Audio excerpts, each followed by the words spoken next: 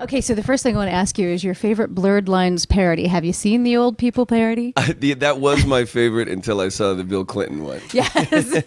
And then that became my favorite. And they did the Growing Pains mix That one was song. a little weird. It was a little bit. It was a little weird like, to see my dad's head on my body.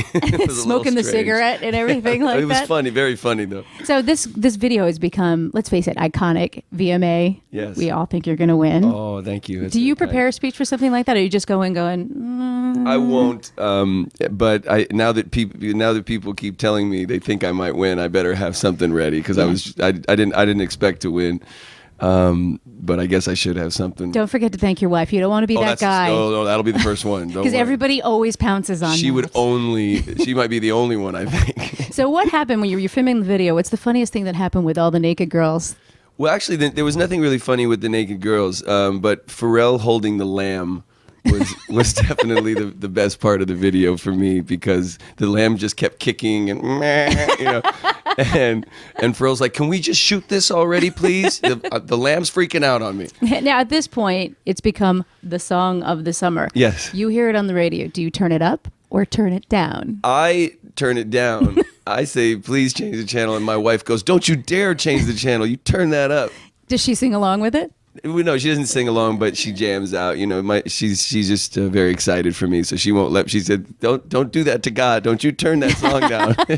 God being God or God being you? Oh no, God being God. Okay, just making sure. I mean, this for a lot of people. You've been around for a long time in the music business, but for a lot of people, you're new to them. Yeah. So you walk down the street and now you're known to everybody. What can't you do in public anymore that you used to be able to do now that everybody knows you? Well, it's funny you say that because I was actually thinking about that recently. But I think it's not as much what you can't do, but you do know that people are paying attention. So the way I like to party. With my wife and our friends, out at a club, you want to make sure you're at the right club, and somebody's got their eye out for cell phones because we party pretty hard. Because otherwise, YouTube videos pop up. Yeah. We like to get down. So, who have you not collaborated with? Because from the time you were 16, you've written for a lot of people. You've collaborated. Who is a dream person you would like to write with or collaborate with? I would actually love to write with Jack White or do a song with him. Yeah, I'm a big Jack White fan. I love Dr. Dre. I would love to do something with him. But because I write and produce my own music most of the time, I always feel like I would rather stay true to expressing myself, than do too many collaborations. But I love collaborating with rappers, with hip hop artists, because that's something I can't do, and it always brings a different energy to the record. Kind of worked out for you this time. It sure did. A little bit. Yeah. But then you said you stay true to yourself, and yet you have this monster Runaway hit. Yeah. Were you shocked?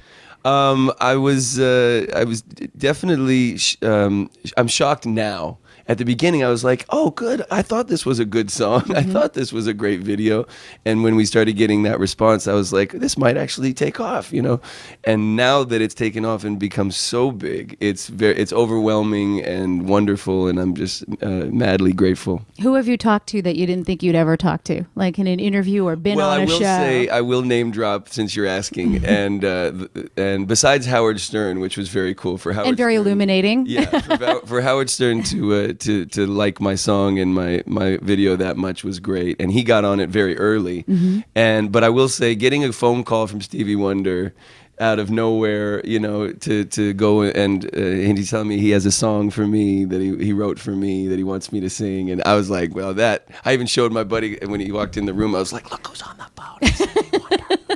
And I know Stevie. I've been on his radio show a couple of times. I performed at his Christmas charity, but it was just to get a call from him was saying, "I want you to do something." Saying, "I want to do something." I want to do a song with you and stuff like that. That was pretty cool. And you lived here in Soho for a little bit, a couple of years ago. Well, or you kind of rented. We always rented. Yeah, when my wife filmed some movies here, like Precious. She was in Precious and Just Right, and we would stay here for a couple months. What's your favorite New York City moment?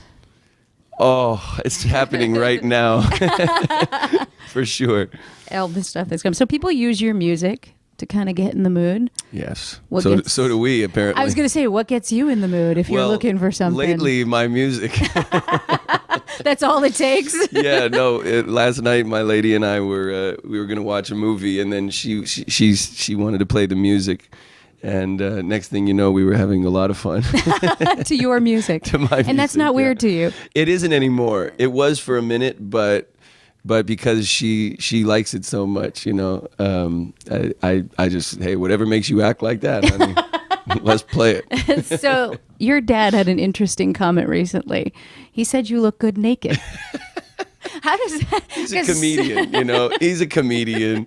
And he used to joke, he would just be like, it's about time somebody had a little muscle in this family. My dad, he's always got a one-liner ready to go. So that's just one of his men. So your dad's not seeing you naked quite often as an adult? No, not naked. He sees me, when we hang out. He has a wonderful property in Santa Barbara, and I bring my kid up there. He's got a ranch, with horses and everything. And we go swimming, and we all hang out together. So I think he's just talking about that. He doesn't know what he's talking about.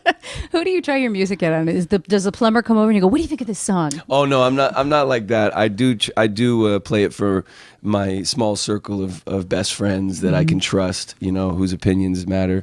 But really, the most important person would be my wife.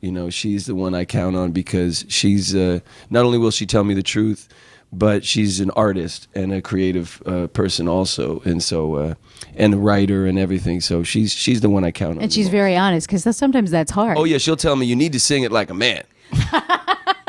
You sound soft.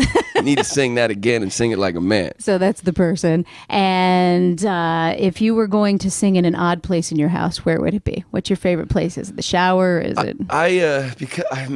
After making music for 20 years professionally, I find that I don't, like my wife always jokes about, Robin doesn't want to listen to music a lot of the times because he makes music all day long. So to me, not hearing music is rest, where she always has music playing all day long, never stops, which is what I like because she keeps the house with a great bouncy energy.